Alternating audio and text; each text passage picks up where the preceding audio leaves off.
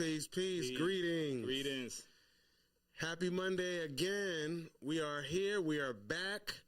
And this is, you're tuning into BMore Sports Talk, the official podcast of the home team, where we give you the home team advantage each and every Monday as you are tuning in. Happy Monday again. What's going on, E? How you feeling? Great, man. How you feeling? Yeah, I feel good, man. I'm good to be here. I must say, my last several days leading up today was kind of crazy. Some good, some bad. Life be lifing, but not necessarily in a bad way. Yeah, it was cool.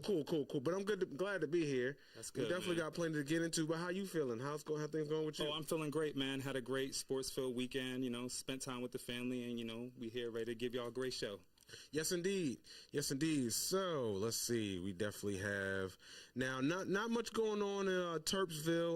No football season's done.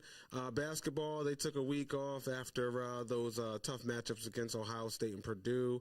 They should be resuming play, I think, this Friday. I don't remember the opponent, but we will get to that. Lot to talk, but a lot buzzing with the Orioles, and of course, the Ravens were able to get back on track yesterday. Big win. Yeah, big win. They say it's like a get right game for the Ravens as far as them being able to kind of, there were some goods and some bads. We'll get into that throughout the episode, but good to see them get back on track. Yeah, for sure.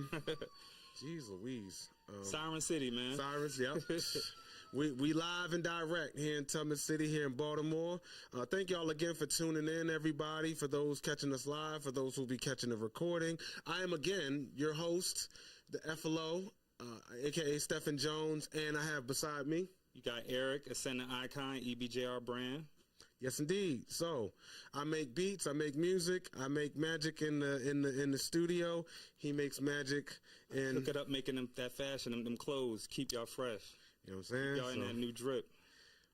All the while giving you the latest and greatest in the sports world every Monday with the home team advantage. So let's see here. Also, the Ravens were able to get back on track, and also, you have the Orioles. They made a couple moves as far as acquiring a couple players for their. Oh, thank you very much. As far as, making a couple of moves to kind of improve on the roster, there's still a lot going on with free agency as far as players available. There are a lot of players that got signed to other teams that the Orioles were linked to, but, there's still time. There's still players left, especially starting pitching is going to be an issue that, fans are looking for the front office to address. Corbin Burns is still out there. Looks like he might price himself out of the Orioles market if things go the way they go. The word is that the GM is looking more so to trade for a starting pitcher rather than maybe spend big for a starter, which I could get into why that makes sense, reasons why that makes sense, reasons why that might not make sense. But I think that might be a good move for them to trade for. Yeah, there's a couple options. I know Bryce Miller was one from the Seattle Mariners, the one that they might be looking at. Right. I'm kind of glad they didn't get Crochet from the White Sox because as much as he was a coveted starting pitcher, he does have an injury history, and I think what Boston trade gave away for him was pretty expensive as far as like 4 of their top prospects. Right. Maybe not all top prospects, but I know they gave away like 4. A couple of them were like top prospects within their farm system to get them. And Orioles not being the one to really spend big on pitching, the last free agent deal the last multi-year deal they gave to a starting pitcher was Ubaldo Jimenez, and y'all know how that happened, how that went down. Mm-hmm. So not saying every deal's gonna go down like that, but yeah, it's just like that's probably why they're a little cautious about spending big on a pitcher because if it goes bad, it can go bad, real bad. But yeah, shout out to Barbie Cat. Thank you so much for tuning in. She gave you a shout out, bro. Yeah, I appreciate that, Barbie Cat. Appreciate that. Yeah, so yeah. Elevate, believe, and just rise. Yeah, this is some of the upcoming apparel for the top of the year. So a lot of people have been asking, a few episodes they've been seeing us with the apparel on. So these are just some items that's coming up top of the year, some hoodies, some long sleeve shirts, hats, got some beanies, a little bit of everything. So I just wanted to put some stuff on display for y'all so y'all can check it out. No doubt, no doubt. We're going to continue to supply you with that fresh drip. What I like, I like that it's a thing now where over the past few years I've noticed that more designers and people who make clothes, pardon me for not knowing the official name, but like designers that come out with their own clothing line or things like that. I'm starting to see more lines out where there's a message involved with meaning. Yeah, you know what I'm saying? Right. It's more than just it's not just a fashion. It's a fashion statement with a message. Right. Should I say it's thoughtful fashion as opposed to just these BS brands that everyone just slap a logo on a shirt. And man. We're not going to name any names because they don't pay us. But for those out there that aren't worthy of being mentioned and that'll take your money and talk about you and your people in front of your face after taking your money, we don't support that here. We like to support our own first of all foremost, and we like to support those who actually have an uplifting message for the community. So with that being said, thank you again. You're welcome. So, yes, indeed. Capitals are in first place. For those who follow hockey, Capitals are first place in their division, and they don't even have Ovechkin right now. Right, they're waiting to return. To return. So, shout out to the Capitals. I think they're like 21 and something. Like, they got a nice record going on. So, big news. I'm sure you heard about it. You talking NCAA? NCAA, yeah. I know where you're going with this. Belichick? Oh, my gosh. So, yeah, I wanted to preview this on social media. I was really busy over the weekend. Shout out Dexter Brains Concept Studios. They was playing one of our episodes at the studio. Yeah, you told me. Filming. Like, that's big. Word is spreading. Appreciate y'all. Indeed. Yeah, Dexter Brains has definitely been a supporter of our show as well. He's tuned in and commented and given us feedback on and off air. So, yeah, indeed. Yes, indeed. Thank you. And thank you for everyone else tuning in live and catching the recording once again. We're giving you the home team advantage. So, yeah, about Bill Belichick. Why I wanted to explain why I thought him, signing with North Carolina was such a Belichick move. So, first of all, I want your thoughts on it before I weigh in. You know how I go. I mean, I think it's a great move. I mean, he's coached 49 seasons in the NFL as a head coach. 8-time Super Bowl winner, 6 as a head coach, 2 as a defensive. People don't his days with Parcells. I just think he's going to bring a winning pedigree to UNC. I mean, he's going to definitely shine against other teams. Like, he just has that experience. So it's going to be interesting just to see him out there coaching college football, which he's never done. Quite. And, it's funny that you say that because I just thought of a question. So do you think that if an NFL team was interested in bringing him on as a head coach, that he would have taken this opportunity or reached out to North Carolina? That's a great question. I really can't say. That's a tough one. That's a tough one because he stepped away, but he said college called him. They were calling him. So, really? Yeah. I heard, well, that's what he said, but yeah. I mean, who knows what he meant by that? Okay, I mean, I think what he was saying is like he had the idea in his head, like, he got a download or inspiration to say, I should try college. I don't know if he so much literally had colleges lining to call him for a head coaching job. I'm not mad at it. I think he meant by like his intuition. Like, this is the next step. Yeah, right. Which makes sense, and that's why I say that's a Belichick move because he's like, I'm not going to sit around and wait another coaching cycle in the NFL. I'm not going to sit around. I still got it. You know what I'm saying? And in college, like, you get a whole nother type of like light on you, like the way people respect you. It's almost like you're revered in college. The atmosphere is like, it's almost like it's a whole little planet or city in of itself, and you're the mayor if you're the football head coach, especially with a prominent program or if you're really good at what you do, you get a lot of respect on the colleges if you're doing well. So there's that. He gets to recruit. So like, as far as another couple interesting points. So the recruitment level, he doesn't necessarily have to do all that hands-on. He can have a staff to assist with recruiting. Wow. But he's a brand. Coaching. So that'll definitely count for a lot. And he'll have a lot of control over the operations as far as like assembling the roster, as far as the strategy, the game plan, and the routine and schedule. He'll have a lot of say-so over that. And it's in the stipulations that in the contract that he signed that he'll be able to pass the job down to his son after he leaves. So I think that's great. Yeah, I mean, he set his son up because I know he was on his coaching staff, back in New England, Stephen Belichick. So there's that, and also, I'm trying to remember what it was I was going to say. He did that, and then I mean, it's a challenge too, as far as like doing something different. Yeah. Embracing something different outside of your comfort zone. I give him respect for that. Daggone, it was something else. I think he also has ties. I want to say that he has family that has coached his dad or something like that. Might have coached, maybe not for University of North Carolina, but somewhere in the state of North Carolina. Okay. I think he's had coaching experience as well. I was trying to remember something else I wanted to say. Don't you hate when it happens? Yes, it was right there. It'll come back to you. I know. I hope so, because I want to smack myself.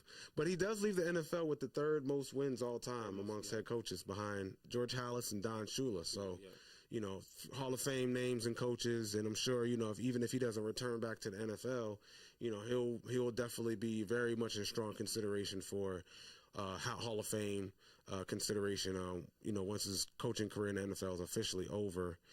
So there's that. I can't remember what I wanted to say. But Navy defeated the Army in college football. Beat down. Yeah, they beat them down. I didn't get the score. I'll try to pull it up later. Jackson State, also, they got an impressive win over South Carolina State in their bowl game. Deion's last stop at coaching before he went to Colorado. Speaking of which, we're going to get to that in a moment. University of Maryland, their wide receiver, Ty Felton, he was named 2024 Big Ten. He was named All Big Ten for leading the conference in yards and receptions, and also named third-team All-American for the same thing. So I'm pretty sure he'll be going up for the draft this season. We definitely wish that man much success moving forward. But that's just another product coming out of Loxley's Maryland Terps program. That's hopefully he's on his way to a very productive professional career if he decides to move forward in that direction. Wish that man all success moving forward. And speaking of Deion Sanders, did you want to bring it up? Nah, you can bring it up. Okay, cool. So shout out to Travis Hunter winning the Heisman 2024. So 2024 Heisman winner named Travis Hunter, two-way player for the Buffaloes. I honestly didn't think he was going to get it. Me neither. I didn't either. There was some pretty strong candidates. Cam Hart, the boy Gabriel was another one. And I think it was another quarterback prospect as well that was also, it was a talented list. Yeah, yes, indeed. So, yeah, shout out to Travis Hunter. I mean, look, Colorado Buffaloes have turned things around in very short order. 2 years ago, they were a 1-11 team, an afterthought, a laughingstock in the Pac-10. They moved to a new conference. They got a new coach, turned around the roster, and in less than 2 years, they're now bowl eligible. Peace. Shout out to brother Eli. Peace and blessings. Thank you for tuning in. So, yeah, we wanted to shout out Black Excellence in Sports. There's that. And then we're real quick, just a couple news and I'll get to that. Can I touch on my Huskies? Oh, yes, please. They, UConn beat Gonzaga 77-71. They advanced at 8-3. They're ranked 18. Okay. Liam McNeely went off, had 26 points. So yes, that's a big win for them. Go Huskies. Yeah, they got a couple more tough games coming up, so we're going to see how they do the rest of this month. Yes, indeed. Shout out them Huskies. Shout out. Did they go to Gonzaga or was it in UConn? I think it was at Gonzaga. Might have to go back and look. Okay. Let's see. No, I think it was in UConn. UConn, okay. It was at UConn. Yeah, you're right. So there's that. Let me see. So we could get to. So we're gonna go ahead and move on to the sports history segment. Indeed. And then we're gonna follow up with news around sports and break down some of the games that happened over the weekend. And then we got the NBA Cup championship tomorrow. Oh man, yeah. I got all the info on that, all the incentives and all that. So okay, all right. So we're gonna get to the sports history moment, and then we'll let you. We'll get to our insider. Yes, the scoops on the hoops. Yep, scoops on the hoops. With our b-ball insider. All right, no doubt. So yeah, we're working on it. We're working on it. Let me see here. Come on now. I have okay. Here we go. So on this day in sports, sponsored by EBJR, a Center Icon brand, where we elevate, believe and just rise. All right. So in today's date's December 16th. Back in 1918, December 16th, Jack Dempsey KOs Carl Morris in 14 seconds. Let's just say that if that was a heavyweight championship bout in the bedroom, she probably wouldn't have been too happy about that result. Anyways, let's see here. So on this date, December 16th, what also happened? There's quite a bit that happened. Joe Louis. In 1940, December 16th, 1940, Joe Louis knocks out Al McCoy in 6 rounds for the heavyweight boxing title in Chicago, Illinois. Shout out to Joe Louis. Shout out Louis. Let's see here. There was a National Football League championship game back in 1945. The Cleveland Rams beat the Redskins 15-14, back when the Commanders were known as the Redskins. And this was the last game before the Rams would move west to Los Angeles. There was one thing that happened.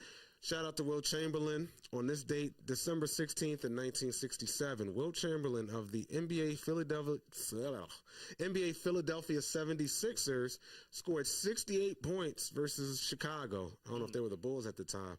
But yeah, Chamberlain kind of set the precedence for like that one-man wrecking machine, scoring machine type thing. I know Kobe went off a couple times. I think Will had another game where he went off as well. And I know that wasn't the only game that he had, an astonishing individual scoring performance. But on this date, he went off for 68 against Chicago, and back in 1967.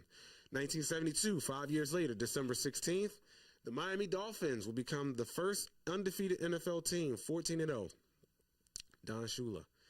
The following year, December 16th, 1973, O.J. Simpson became the first NFL running back to join the 2,000-yard club. So, I mean, that's elite company. Definitely. Elite company when you're talking about, Terrell Davis, Chris Johnson, Derrick Henry of the Ravens, Eric Dickerson, who has the all-time record, Adrian Peterson all day. We're talking about some elite company. Barry Sanders, all elite running backs, many of them Hall of Famers that were able to accomplish that elite feat of 2,000 rushing yards. But back then it was even more special because they didn't have as many games. 17 games to hit 2,000 is cool. If Saquon or Derek hits it this year, I'm not mad at y'all. It's just to do it in 14 games, you was definitely in beast mode. Like, move over. No, shout out to Marshawn Lynch.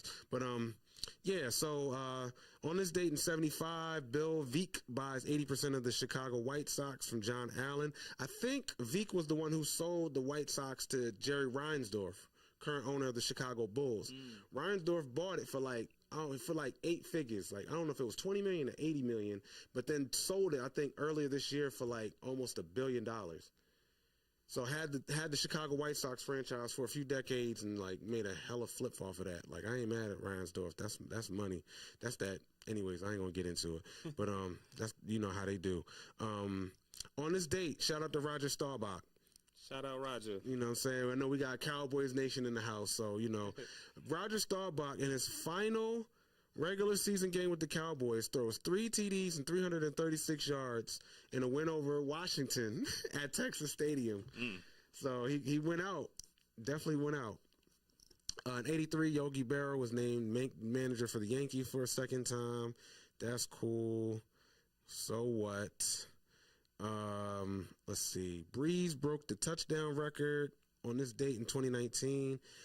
He broke Peyton Manning's NFL record for career touchdown passes, as ironically the Saints routed the Indianapolis Colts in a Super Bowl rematch. And then Breeze went 29-30 for 307 yards and had a 97% completion rate in that game. My man's went off. He was on another level. So on this date in sports, y'all, giving y'all excellence in sports each and every Monday with the home team, giving you the home team advantage. Home team. So as we move on, we got the scoops with the hoops with my basketball insider. What's up, Eric? What you got? What's up, man? So we had the semifinals for the NBA Cup. Tough games. Bucks beat your Hawks. I was pushing for them to advance. Okay. They lost 110-102. Giannis dropped 32. Lillard dropped 25. Trae Young actually dropped 35. Watching the game, the team just struggled in the end as a team, so that was tough. And then, hopefully next year. I mean, they made a deep run. For sure. Yeah, Thunder beat the Rockets to advance to the championship game. Okay. SGA dropped 32. Hartenstein had 21, and then Williams had 20. So the championship is tomorrow. Okay. Yep. So it'll be Bucks versus Thunder. Should be a good one. The cool thing about the cup is like these players. I mean, they're getting paid, but like I mean, you know, a lot of these players got charities and stuff like that. So you know, some are giving to charities, like doing good things. Yeah, that's their money. Like even the people that lost in the semifinals, they're getting $102K plus. okay. That's what's up. Whoever lose tomorrow, they getting $205K. Word. Okay, so it's like a little purse. Yeah, and then whoever wins getting $514K. So that's okay. That's a big bag, you know. So is that split amongst the whole team, or each player gets that? Nah, that's what players are getting. Each player gets that. Yeah. Dang. Okay. I see why they go a little extra. That's not bad. You know, Adam Silver's a bit of a mad scientist, but you know he be hitting on some joints. Think about those guys who on the bench who got those small contracts who not really getting bread like that. That's very true. You know very what I mean? true. That's like a big deal. Yeah, like you know what I'm saying? You know what I'm saying? Yeah, holidays coming early for some folks and stuff. Yeah, right. Because when you just getting in, like it could be a struggle. Like you think that just because you in the league, you straight. Like some of those are scraping. Some folks are just scraping by for real. Yeah. You know, especially if you got like student debt or you got families in debt. You know, like it's probably already spent before you get it.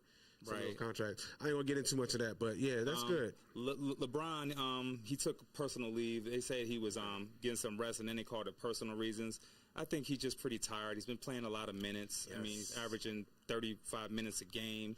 He said he's going to try to play all 82 games this season, but I mean, at that age, he's about to be 40. I mean, that's a lot on your body. He's averaging 23 points, 9 assists, 8 rebounds. So they lost the last 4 to 6 games. It's been a tough stretch for the Lakers right now, but I feel like they're going to turn it around. I think they need to make a big splash move, you know. Yeah. Make a trade or something. They got some assets they can give up. So I'm pushing for them to make some moves and do good because I would like to see LeBron get one more chip before he retire. True. I feel you on that. Yeah. I'm all about, you know, winning narratives and things like that. It would be nice to see because now you could put him in a little bit further in the conversation for, you know, best ever. I know that he's probably always going to be, you know, under Kobe and Michael, but, you know. But just put him in there. He's still in that you know, and Steph, you know, I think they're definitely worthy of being in that conversation. Will be, but you know, him having another ring, you know, he's one of the best players. So I wouldn't be mad if he was able to, you know, grab one more, especially with his son on the roster too. Right. That'd be a great moment, great narrative. It's rumored that the Warriors are been trying to pursue him, but he supposedly told him no, you know, he wants to stay another. But that's rumors and speculation. You never really know what to believe when you hear stuff like that because they've been trying to pair somebody with Curry because, you know, they try and get another chip as well. So true, yeah.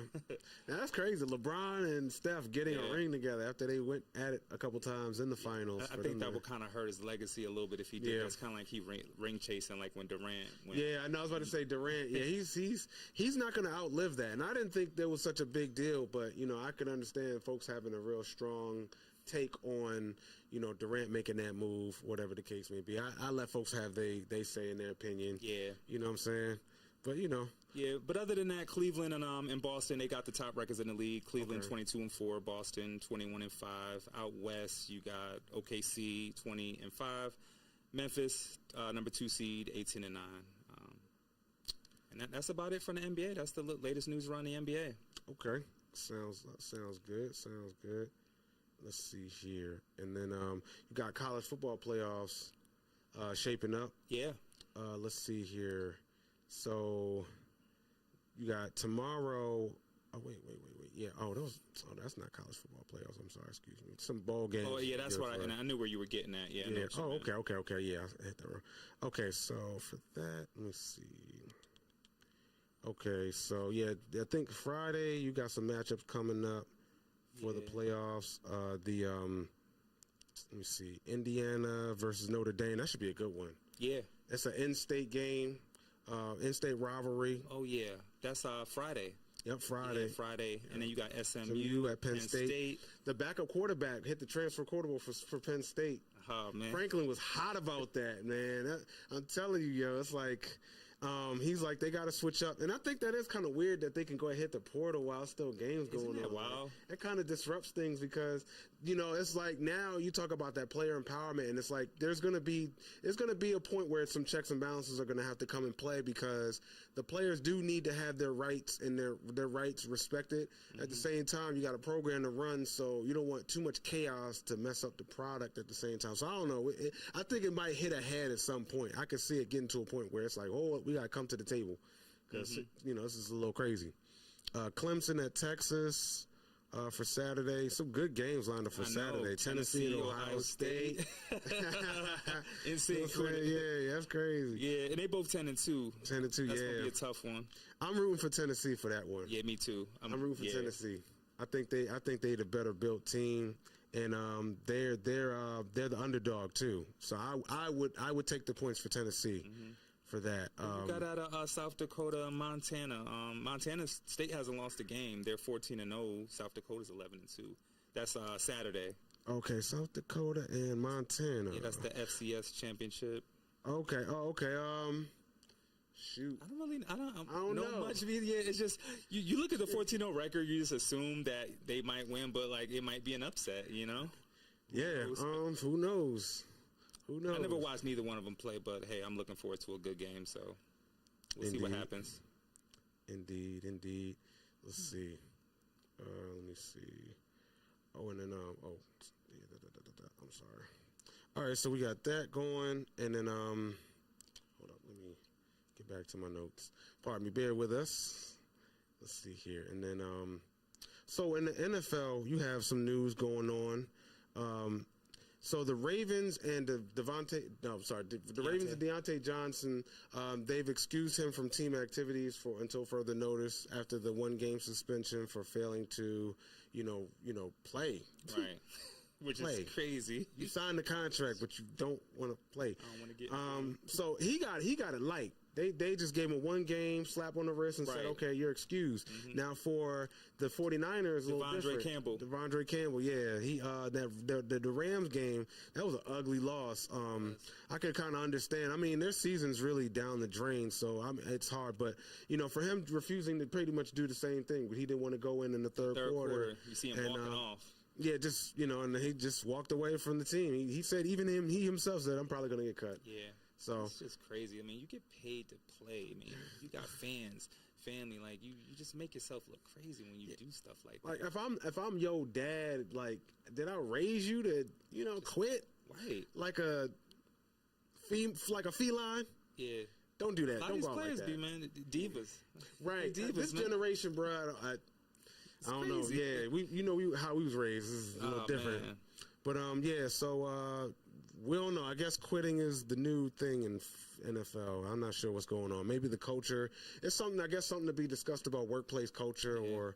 I think some of them feel a type of way because they're not getting the minutes and the targets. So then when something happened and then it's time for them to go in, they just kind of sour from not getting any play before. But I mean. Play better. That's one of my opinions on it. Play better. Study tape. It's crazy. Like go out there and show why you could, be of help. Yeah, just it's kind of like at work. You know what I'm saying? Like if you entry level, you just get hired. You got to prove yourself. In order to no one gets handed a promotion or a raise.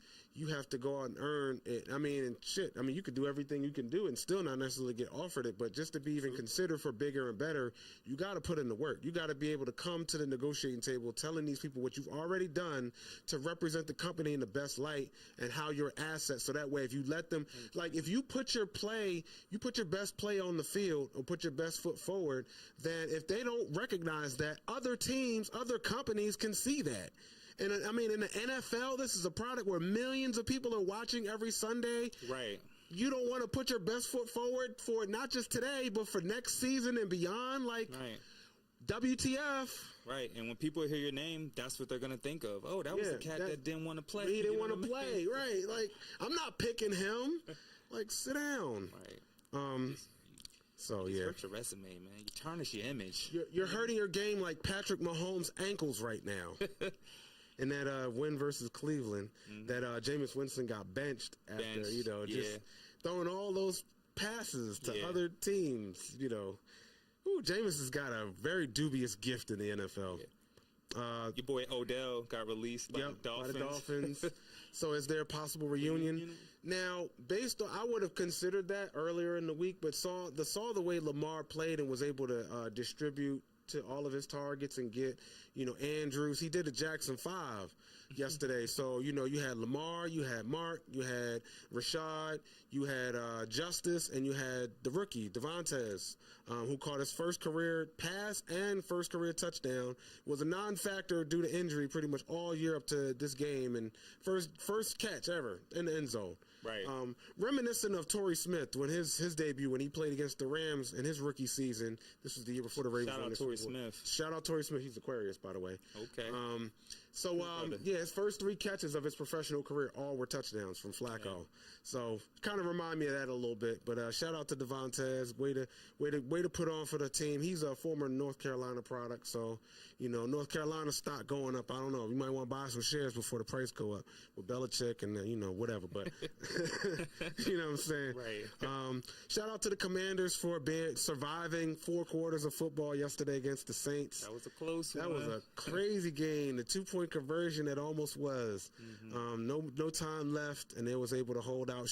Lattimore being able to get revenge on his old team. Right. DMV standing tall. So both teams, Baltimore and Washington, both 9-5, looking up at their respective division rivals in second place in their division. So the Commanders have a rematch with Philly coming up. Ravens have a rematch with Pittsburgh coming up this Saturday. That's going to be a big game. Shout out to Philly for knocking the Steelers off yesterday, making things a little easier. The holidays came a little early. The Philly take it away and then they give it back. So I can't be mad at Philly fans. Y'all did us a solid by, being a better Pennsylvania team, standing tall. They always have been. I think they've won like the last 3 or 4 straight against Pittsburgh. So, you're right. So shout out to the Eagles for stepping up. And that whole talk about the passing game and all that drama with A.J. Brown and Jalen Hurts was really a big nothing cheese. Saw him made up. We saw after the touchdown it went over to the kid play. It was staged. Now I'm starting to think it was staged now. Right. They was drumming up some drama so they could be motivated for this game. I don't know. Yeah, people in the comments had me dying. It was like, I guess they cool now. And they did the little kid play celebration. Yeah. That was cool, though. Yeah, that's cool, yeah. Then let's see here. So there's that. What else did I want to mention? Billy Edwards hit the transfer portal, the quarterback for Maryland. So we thought he was coming back for another year, but I guess Malik Washington will have an opportunity to show Maryland Terrapin football what he can do right from the gate. He's going to have a chance to really do it. And honestly, to be honest with you, I'm glad Edwards left. I'm glad he left because I don't think his ceiling was high enough. I think he was a solid quarterback, but he was missing open guys. He was not the most accurate passer. And I just felt like, he'd shown Maryland what he could do. Like, I think that, I'm not saying he was holding him back, but I think he showed Maryland what he could do. So if you think he can have greener pastures elsewhere, I wish him all the best.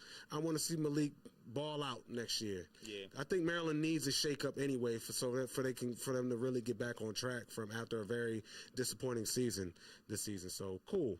Shout out to Terrapins football, Mike Loxley. I don't know what he told him to get him out of there, but I'm glad he did it.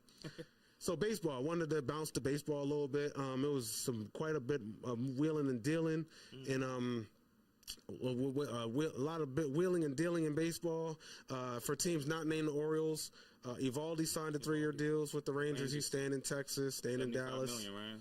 3 years for $75. That was someone that the Orioles were linked to. I think that was someone that was a reasonable acquisition that they could have worked. You get a quality starting pitcher with playoff experience. He's not breaking the bank. 25. That's a really reasonable rate. I think the market for starting pitcher, I think it definitely went higher than a lot of teams expected. I know teams like the Yankees and the Dodgers, the Red Sox of the world, they'll be prepared for inflated pitcher markets. But Orioles, they're a mid-market team, so even with new ownership opening up the checkbook, there's still going to be limitations as far as how much they can spend. And, I mean, honestly, I'm not too upset about Elias kind of biding his time and pacing himself with making a choice, because making no choice sometimes is better than making the wrong choice. A lot of these guys older. They get overused. A lot of surgeries. Right. They only pitch once every 5 days, so that's a lot of money going to one that only makes such an impact. But yeah, it's important to make the right choice.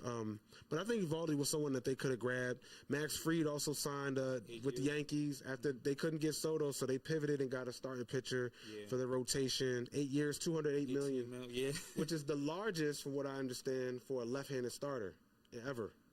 Really? Yep, in history. Left-handed pitcher, wow. Yeah, largest contract for left-handed starter pitcher. The Red Sox traded for Garrett Crochet from the White Sox. They got a few prospects and cash considered. Yep. And then the Sacramento A's also just traded for Jeffrey Springs from Tampa Bay. There was a 6-player trade in that transaction, so there's a few other teams involved. But I know the Orioles were talking about maybe trading for a starter rather than acquiring one in free agency, which I think that does come with less risk. But you have to make a right choice again, because you get a player under control that's affordable for a couple years, but you got to give up a lot of premium prospects. That's true. So Orioles do have some players that they could definitely put on the trade block. There's a log jam of prospects between AAA and their 40-man. A lot of outfielders and infielders that may not get, they don't know how they're going to give them playing time. But at the same time, they're holding on to them, and it's just like, I don't know what they're going to do. There's still plenty of time left in the offseason. They really have until, March to really kind of assemble the roster for next year. But, it's going to be all out. This is a very important offseason. Very important offseason for the Orioles. We're talking about a team that has World Series aspirations. They won the division, recent years, and they finished second. They got back-to-back playoff appearances. So, the championship window is wide open. Elias said this is liftoff time. So, it's just like the only thing I would say, the one thing that Elias, I would say that might be a knock against him, the general manager, is that he's kind of communicated with the fan base through the media that they were prepared, or that they had aspirations to really make big changes or big improvements to the roster, and that they're willing to make big deals. So, there's time, but there are already players that they were looking at that are off the board that other teams have picked up. Right. So if they're really if they got, basically you got to put your money where your mouth is, literally. So, the time's not up, but the clock don't stop. So in order to really satisfy the fan base that they're raising ticket prices on, from what I understand, they got to be able to improve what they're talking about. It's just, what I'm saying. So, there's still time, but they got to get it together. So there's that. And I'm sorry. Anything you want to talk about, Eric, real quick? Maybe we could talk a little more about the Ravens. That was a great performance. They put on beating the Giants 35-14. Some history made, right? With Jackson, the rushing yards. Yep, 6,000. Second. Yeah, second quarterback ever to get 6,000. That was huge. After Michael Vick. Yeah. So I know Vick was definitely someone that he had a lot of respect for growing up, kind of modeling his game after him a bit. So it's great when you can kind of have your name mentioned in the same sentence as someone that you. He was that guy, man. Yeah, take Vic, off. Hell yeah. So Henry, 67 yards on 14 carries. Not a big game, but collectively they were able to collect over 150 yards rushing, and then Lamar had almost 300 yards passing as well to those 5 TD passes. Bateman, 80 yards, 3 touchdowns on 3 catches. That was huge. Yeah, and it's like throw the first round label away. Rashad, when he's healthy, he definitely is the difference maker that they need on that passing game. When they try to allocate their resources towards covering Andrews and Flowers, some of their bigger targets, some of their more well-known targets, Rashad's usually the one that's able to win the one-on-one matchup. If you give Lamar time in the pocket to allow Rashad to develop that route and get separation, he's going to find him, and he's going to make defenses pay for allowing him time to find him. Yeah. So Humphrey got a pick. Now there was some troubling issues about the Ravens' performance yesterday, because they got to stomp a bad team, but there were some flaws that came out that against better competition, which they should expect down the stretch and going into the playoffs. Yeah. They can't allow that to happen and expect to win. 12 penalties. 12 penalties, yeah. Over 100 yards. And 12 penalties, 8 on the defense, and 4 on one drive that contributed to one of the Giants' touchdowns. Yeah. Harbaugh even said that without those defensive penalties, the Giants would have scored likely no touchdowns. They would have kept them out of the end zone. So I mean, I'm glad that they only allowed 14 points. It's just they got in their own way, and they could have allowed less if they played a cleaner game and stop beating themselves up. And there was some talk about it on Sports Talk Radio about the Ravens having a representation. Hey, what's going on? Shout out Kenny Moe, Home Team King. Kenny Moe, what's up? What's going on? Shout out to the Live from the Field show. Thank you for tuning in. Hope to have you back, bro. Hope to have our brother Kenny Moe back next Monday. I know you was on the edge of your seat yesterday, but y'all did it. Yes, sir. Yes, sir. Y'all starting to understand how we feel being Ravens fans. Watching the daggone team have to go down to the wire. You know what I'm saying? Thank you. But yeah, just, a win is a win end of the day. It's just, if you have a chance to put the game away early and just make it a less stressful, strenuous experience to watch, you'd like to have your team cruise to a victory and dominate and, look like a team ready for a playoff push, a playoff run. Rather than, just, barely surviving. But hey, a win's a win. They're a young team. So I know there's some, there's a learning curve there. First year head coach there. And, that defense is someone that they're going to, I'm sure that they're going to retool and make some upgrades and some improvements on the roster this offseason after the season. They're overachieving. Right. Exactly. A dub is a dub. And, it's good to see. It's a good story. I love watching Jaden Daniels mature and continue to progress in this league. It's not hard to see a young 22-year-old something, grown adults, learning, a whole new game, a whole new level of the game and, being able to stand tall and deliver. So he's going to be fun to watch for the years to come. Indeed. They're great for the sport. Definitely great for this. Refreshing. I like what Washington has done with their turnaround, the franchise from the top down, and it's a good product. I think they're a great example of how, like I said, other teams and companies can learn from kind of like giving yourself a fresh start and just having the infrastructure right. Yeah, that's real. You know what I'm saying? So there's that. No interceptions for Lamar Jackson as well. Also, there's been a lot of talk about that MVP race. Okay. Between him and Josh Allen, it's pretty much broken down to a two-horse race. No disrespect to Saquon, no disrespect to Jared Goff. Yeah. The Lions just lost a tough one against. They just lost one against Buffalo, if I'm not mistaken. Buffalo just beat the Lions yesterday. Yeah, yesterday. Yeah. Tough one. The Bills, the Bills though, their defense have given up almost 90 points in the last two games. So, for all the teams that are at the top of the heat right now, there's still concerns. Philly's like one of the few teams that they look rock solid. They do. But they're limited on offense. So I think if you can put points up on Philly, you might be able to, boat race them. I'd say that might be the only thing, but they're so stout defensively, so it's kind of hard to see teams putting up points in bunches on Philly. But the Lions, their defense is banged up. The Bills, their defense is shorthanded as well. The Chiefs, Mahomes is hurt, and they've been winning a lot of close games. So if you can play well for 60 minutes, you can get the upper hand on Kansas City as well, and just about all the other teams, and Minnesota, they're still, you got to give them credit. They're still finding ways to win. They're still right there. They play tonight. Yep, hosting the Bears. Yep. Yeah, we got a doubleheader for Monday night, so we're going to give you our predictions before we head up out of here on that. But, the Vikings are right there, and the Packers had a very impressive win over Seattle last night, 30-13. Jordan Love, had a great game. The Packers defense has 7 sacks. They knocked Geno Smith out of the game. Although Geno was very upset because he suffered a knee injury. He felt like he should have got a flag for a low hit in that game. Sam Howell had to come and back him up, and that didn't work out so well. It didn't matter who they had out there. They was getting their ass beat for sure. That offensive line looked like a sieve. The first 7 plays, Josh Jacobs, they gave him the ball. And that was one of the keys to the game I heard before the game. Was like, just give it to Jacobs. Right. And kept giving it to him.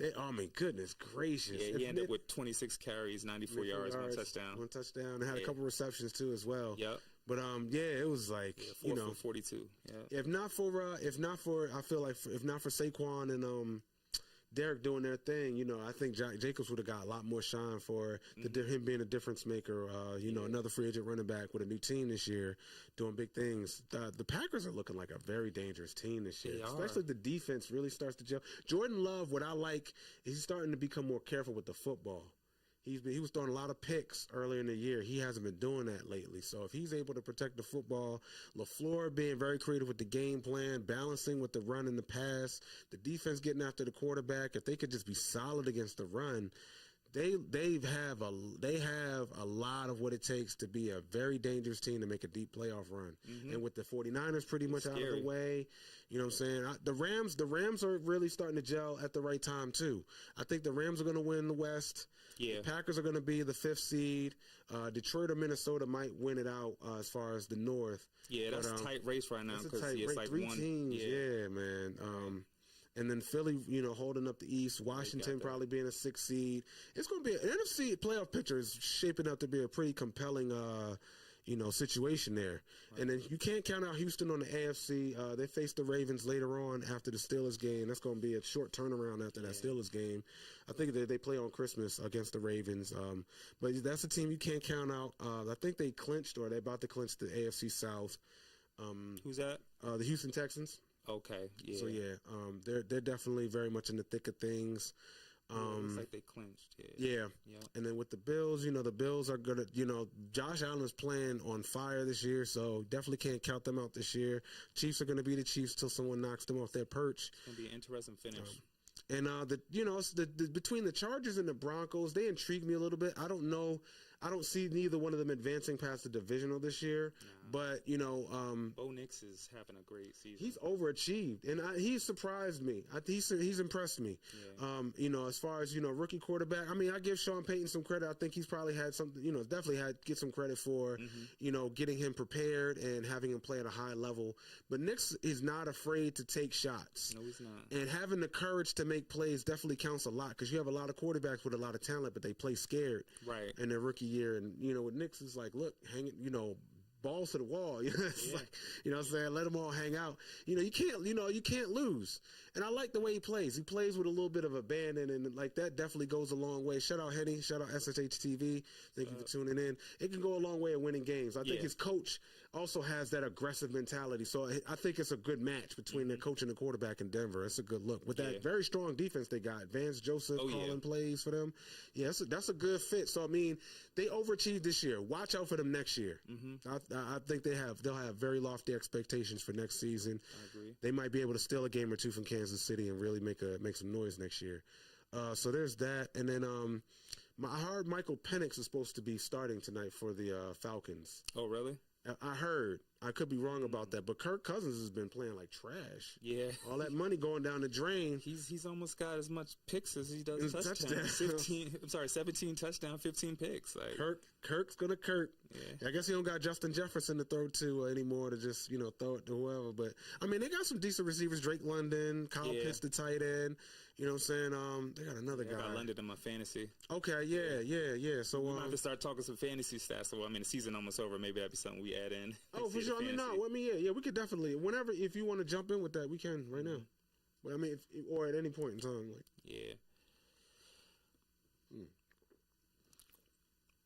Needed to take a water break. Pardon me. That's right. So tonight, man, Bears, Vikings.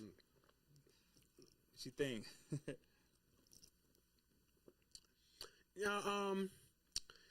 I mean, the Bears are going to have to play lights out on defense, force some turnovers. I feel like the Vikings they have the more talented team.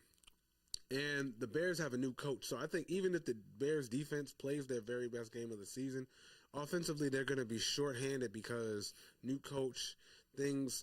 It's a bit of a crapshoot because sometimes the new coach, the players like him so much, they play hard. But sometimes, right, all that turnover, they fired their offensive coordinator and their head coach mid-season. So that's a lot of that's a lot of turnover on the coaching staff in the middle of the season to try to organize an effective game plan or offensively for a rookie quarterback at that. Yeah. It's difficult for a veteran to try to make that transition mid-season, let alone, a rookie. I think Caleb Williams is going to be, he's the type that needs that support. He needs a good system in order for him to learn, develop, and gain confidence because the game hasn't slowed down for him yet.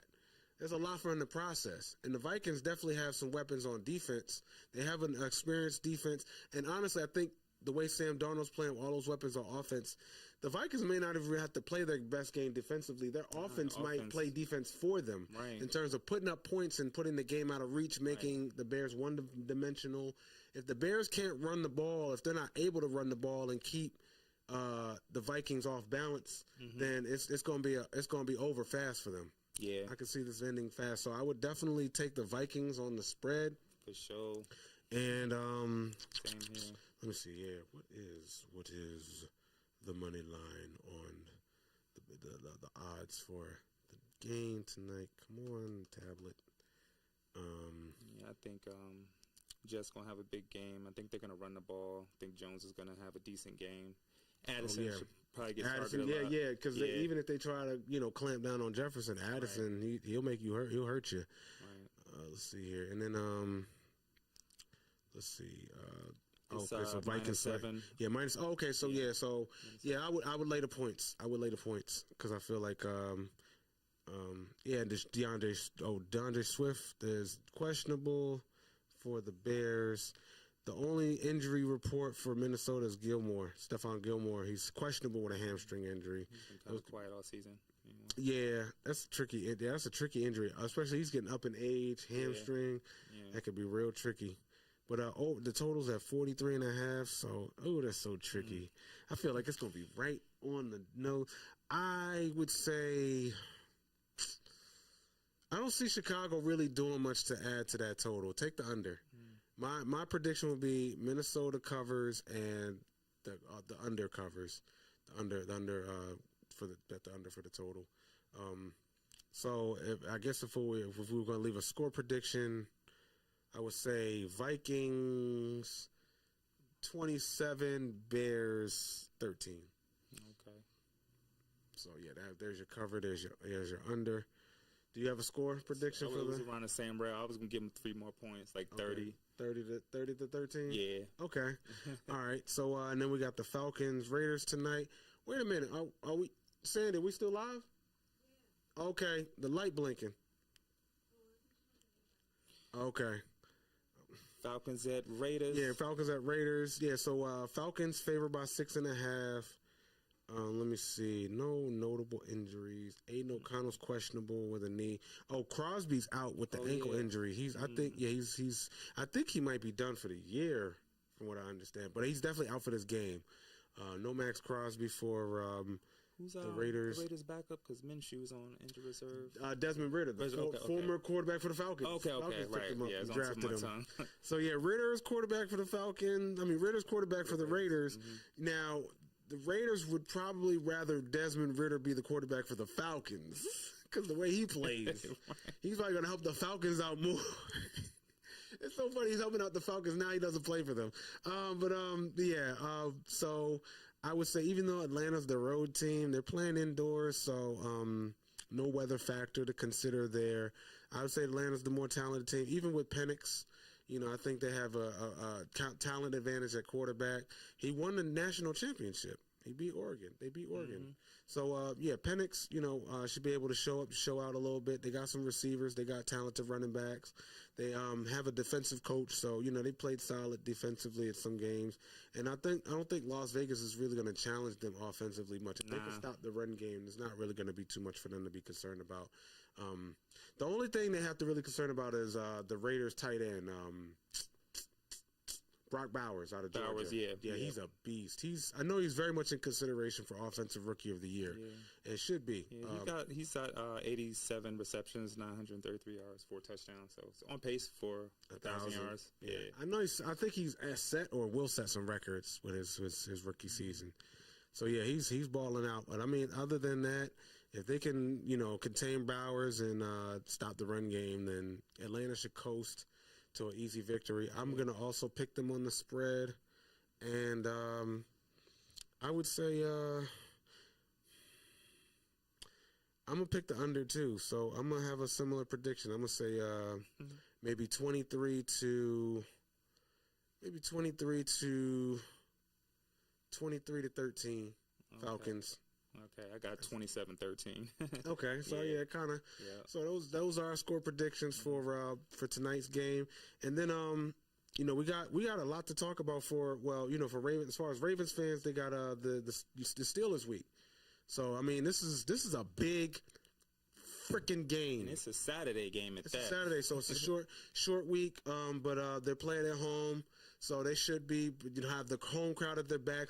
This is a game that has a lot of purpose. I mean, you want your lick back, first of all, for letting them win the first game. You beat yourself in Pittsburgh the first time around. There's a great chance to redeem yourself in front of the home crowd, and you get the lead for the AFC North. You still have a chance to win the division, get 3 seed in the playoffs, get a home game, and just have a slightly easier road. They're going to have to play wild card weekend, and no way they're going to catch up with Kansas City for the top seed in the AFC. But to catch the 3 seed in the conference and have a home game in the wild card weekend, that can help definitely, get them on their run, get them on their way in the playoffs. But you just want to get your lick back. You want to be able to prove them wrong. You got a former teammate. You got 2, if not 3 players that used to play for the Ravens that are on the Steelers team now. You want to be able to show them you're the better team in front of your home crowd. Lamar wants to, look, if the Giants game was the get right game, this is the stay right game. This is to prove everyone that you deserve to be in the MVP conversation, that you are that dude, that they don't live in your head rent free, because for some reason, he just. It doesn't have his best game when they play the Steelers. But this is a perfect opportunity for to get right. And then George Pickens is not available. So he's might not be available for this game, and TJ Watt, from what I understand, may not be available. So, this is not a game where you want to have them not all have all their best soldiers lined up, and then you still lose. Because then it's like, oh, we swept y'all. We didn't even have our best players on the field. We beat you on your home team. Y'all can't play 60 minutes. Like, do you really want to have that hanging over your head? It's a statement. It's a statement that definitely needs to be made. Yeah. So hear the passion in my voice. John Harbaugh, Zachary Orr, and Zachary Orr, I will give him credit because that first Pittsburgh game was when they really started to figure some things out defensively. They kept them out of the end zone. They gave up 6 scores, but they were all field goals. So if Tucker didn't miss a kick, if the Ravens didn't turn the ball over and have a plethora of penalties like they've been having throughout the year, being the most penalized team in the league, having the most penalty yards by more than 80 more yards than the second most penalized team, all the other teams right behind them in penalties are like 3-11, 3-10. Yeah. They're picking top 10 in the draft. It's crazy. So it's like you can't keep beating yourselves up, killing drives and taking points off the board, and expecting to win, especially against a well-coached team like Pittsburgh. They don't have as much talent, but Tomlin knows how to motivate and get guys focused and maximize that talent and have the plan and really hold guys accountable so they know what the bleep to do when they're supposed to do it. Yeah. Ravens have more talent. They have an MVP quarterback. They have, Pro Bowl level receivers and running backs. They have a future Hall of Famer at running back. Right. They have Pro Bowl guys on defense as well. So you have more talent. Like, you need to put that at use and play it, play to the level that you can play. Right. Darn it, win this doggone game. I ain't trying to hear shit. We're going to see. Shall be a good one. Tune in Saturday. For Saturday, I'm going to predict that the Ravens win. Let me see. Do they have a... Yeah, they have the... so Ravens are favored by 6. Over under 45. So, no, I don't predict them to cover. I'll take the points for Pittsburgh, but because I know the defense will most likely keep it tight. For some reason, tight one. That's what my head's saying. My heart's saying no.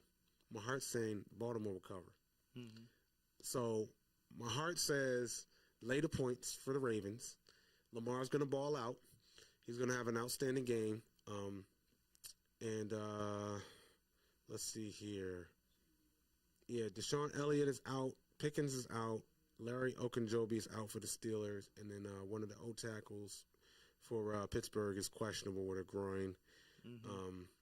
Ravens, I think, should be pretty healthy for this game. A few guys listed as questionable, but nobody listed as out for that game. Right. So yeah, I predict the Ravens to cover the spread and take the over. Take the over. I feel like the Ravens are going to get ahead early. They're going to be able to control the game, but Pittsburgh's going to rally late because that defense could get kind of leaky in the fourth quarter. So, especially so I would say my score would be 28 to, no, wait. Take that. No, I'll say 26 to 17. Damn. Ravens. It's funny, yo. All our predictions have been like neck and neck. I got them at, I think the Ravens going to win that game 27 to 24. I think it's going to be a close one down in the wire, but I think Ravens going to just, pull it off at the end. So with my prediction, I'd say take the under, but for some reason, I don't know. I might have to change my shit. I know. I like the 26. Damn it. All right, so I'll say 26-20. Ravens, 26-20. I think it's going to be a nail biter. Yeah, it's going to be a little closer. It's usually one score game, 26-20. Yeah. That's my score prediction. It's usually a battle with those. That'll hit the over, barely. The Ravens still cover, but it's going to be a tight game, 26-20. So I think they're going to get ahead. They're going to lull. Pittsburgh's going to rally back, but Baltimore will be able to hold off maybe a turnover. The defense get a turnover late, or they're able to run out the clock on offense with a clutch offensive drive to salt the game away. Would like to see Henry find the end zone. Yeah. I know that. I think in order for Henry to kind of, for Henry to have a big game, well, they have to keep him in the game plan. I think mixing it up with throwing the ball to him more and running the ball, because I think handing it off to him is a bit more predictable now. They may have to change up the formations. I think they need to get back to having more heavy personnel, where they have more tight ends and linemen lined up tight to sell the run game, but then you could have play action off of that, have forced them to back up a little bit and then open up creases and lanes for Henry to pick up yards, especially in the second half. He's definitely going to be a factor. Justice Hill is an important part as well. I think that's part of the reason why Henry hasn't necessarily been able to get as much, is because they've kind of had to factor Justice Hill more, because he can do so much. Right. He can run the ball in between and outside. He can catch the ball, make big plays, and he's a very great pass protector. So he can get so much out of Justice Hill. That's true. So I think, doing a committee approach might really help them to unlock more out of the running game. And then when Lamar has those opportunities to take off, that'll definitely, kind of put it back to where it was at the beginning of the season. Pick your poison, really stress defenses the hell out with all the different options, just from the run game and then the play action, all the motion and eye candy that they can give you, Monk, and switching up the looks. So I think if they just kind of get back to what they were doing earlier in the season, they'll be able to find success and really be able to get back to their winning ways. I mean, be able to really hurt defenses like they were earlier in the season. So there's that. Let me see. Oh, so before we head out of here, we want to give a spotlight, a shout out. I'm not sure if I. So yes, we want to shout out ladies in sports doing their thing. Shout out to Caitlin Clark. Shout out to Angel Reese. Yeah. Caitlin Clark got recognized by Time Magazine as Athlete of the Year. Yeah. So she congrats made the cover of Time. Yeah, congrats to Caitlin Clark. I don't know if you might recall, before she went pro, she was offered a contract with the Ice Cube's Big 3 League. Yep, I actually do remember that. It was $5 million. It was a big deal. Yeah, $5 million. Yeah, literally, it was a big deal. Yeah. $5 million. Nah. He offered her a bag too. Right. And it's interesting because I know the Big 3. The NBA, WNBA, they beef it with the Big 3 because there's an obvious conflict of interest. Any talent that they're able to pull for the Big 3 takes away from the NBA's product. And wow. It is. It's interesting because, Cube is like pretty much, I know he's not running it all on his own, but he's like, he's the face of that, league, that franchise. And, did I mention, speaking of leagues, did I mention the Eastern Colored League? Oh my gosh, in sports history. I know it's a lot. So in this state of sports history, about Angel Reese, I know. Yeah, Angel Reese, she made the cover. So yeah, I'm gonna get back to that sports moment, history moment. So I took Ian to the grocery store with me. Okay. Yesterday, and we was walking through the cereal. I was like, pick what you want. Okay. And we ran across. He saw the Reese's Pieces joint and picked the joint, and it had Angel Reese on the cover of the cereal box. That's so dope. What product of West Baltimore, Thomas City, stand up. West Baltimore's finest. She's in the pro now. Had a great career in college, playing for LSU. She plays now in the pros. Got that endorsement deal with Reese. So her last name being Reese. Perfect. Yeah, it's great. It's a great look. Angel Reese's Pieces. She looks great on the cover. Yeah. We got some Reese's Pieces. I tore them joints up too. Yes. I ain't gonna lie, I had 2 bowls last night. Yeah. Shout out to Angel Reese. Shout out to Caitlin Clark. It's great to see ladies rising, elevating, believing in just rising. You know what I'm saying? In sports, in life, and just being a shining light, being a beacon. And shout out to the Negro Leagues on December 16th, 1922. Almost 100 years ago, the Eastern Colored Leagues was formed. So that was like the early stages of the Negro Leagues forming together. So just 2 years ago would have been the 100th, it would have been the centennial anniversary of the Negro Leagues forming. So, I mean, that's another conversation I'd like to get into at some point. What could have been with the Negro Leagues? A lot of notable names such as Satchel Paige, Jackie Robinson. I feel bad because I know there's some more names that I can mention. Maybe we'll have another day to break that down. But that'd be a good segment. But yeah, when segregation was a thing, segregation was a thing. We're gonna talk about the elephant in the room before we get out of here. Segregation was a thing. They didn't want us to play in their league, so we formed our own thing, and we was doing our thing. We was having success with that. We was churning out our own successful talent because back then the MLB wasn't what it was like it is today. So I mean, you had real competition. And I feel like that might have been a driving force. And I'm not mad at Jackie Robinson for having the courage for standing up for what he believed in. But him integrating African Americans, black people in the major leagues, it was a victory for society because now we were getting respect and having an opportunity to really shine on the sports field. And it taught humanity something too. It allowed us to say, hey, we can root for other people that look different from us or look different. Like just because we look different or have different backgrounds doesn't mean that we share love for sports, damn it. We love baseball. You know what I'm saying? We come in here to watch the same thing. We both got the same goals, objectives. We want to win a game, win a championship. So we have that same love and drive for a sport that brings people together. So I think that was a great moment. But at the same time, the Negro Leagues was on the rise, and if Jackie Robinson wanted to stay with the Negro Leagues, he could have been the face of a budding franchise, of a growing franchise that could have, benefited the African American community. So that was an opportunity for us to empower ourselves that we missed because we wanted to integrate.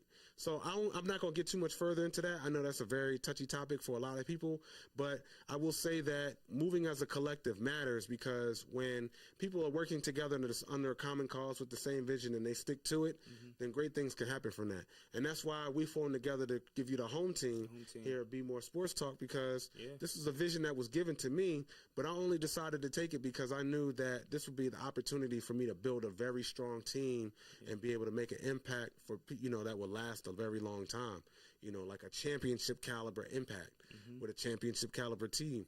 So shout out to Sound Queen Sandy. Shout out Sound Queen Sandy. Making us look and sound as great as we do. As always. Shout out to D Nice in the building. Nice. Shout out to my man E sitting next to me. Thank you. Shout out to Dennis. Appreciate all y'all tuning in. Shout out to Henny. Shout out to Maria. We didn't get her today. Shout out to Kenny Mo, Home Team King. You know what I'm saying? Shout out to everyone who's been tuning in and has been watching and supporting us, chiming and giving us input and feedback. Yes. Loving the show. We thank y'all so much. Shout out to EBJR Brand. Reminding us to ascend to icon in each and every way, each and every day. Yeah, I've been seeing people asking on the live about the merch. Yeah, please. In the next couple of weeks, just check the Instagram. I'll be posting some stuff, some upcoming stuff, dropping top of the year. So got a lot in store. So I appreciate all the feedback and everything. And I'm going to have y'all looking good out there, all right? So stay tuned. Vikings up 3-0 against the Bears right now. Okay. So yeah, we got some action on the Monday night game. It's gonna be a doubleheader for y'all, so feel free to tune in and enjoy the game. Is there anything else you want to say before we get about it here? We about to hit 000. Yeah. thanks for tuning in, everybody. For sure. Thank y'all. Always here to give y'all a great show. Appreciate the love, for tuning in with BMore Sports Talk. Official. We got breaking news. Breaking news now. Breaking news. Orioles breaking news now. What? We was just trashing Elias. Okay. MLB news. So Tomoyuki Sugano, he's a Japanese prospect pitcher. Orioles reportedly agreed to a $13 million contract with a highly touted right-handed pitcher Tomoyuki Sugano. He won the Central League MVP last season in the Professional Baseball League in Japan. 1.67 ERA. So, damn, my man's good deal. Yeah, that's big. 1 year, 13 mil. That's what's up. All right, so well, I see what you're doing. All right, Orioles, they got a little something cooking. We'll see what happens for the rest of the hot stove. Might be heating up a little bit. All right, so cool. Something for y'all to think about, talk about. We'll talk about more next week. Hopefully we'll have a very awesome guest lined up for y'all next week. I ain't gonna say nothing. We'll see what happens next Monday. But enjoy y'all week. Enjoy the game tonight. Be safe. And love each other, love yourselves. Just be careful. I know it's a lot of foolishness going on around this time of year. So just y'all, be safe, be careful. Love yourselves, love each other, and have each other's back, man. We can't lose. Know who your home team is in life. Exactly. Who your teammates are. Right. So protect your family. Stay safe out there. All day, every day. All right, so thank y'all for tuning in again. I'm your lovely host, F.L.O, aka Stephen Jones. You got your boy Eric. EBJR brand, ascend the icon. Let's keep ascending.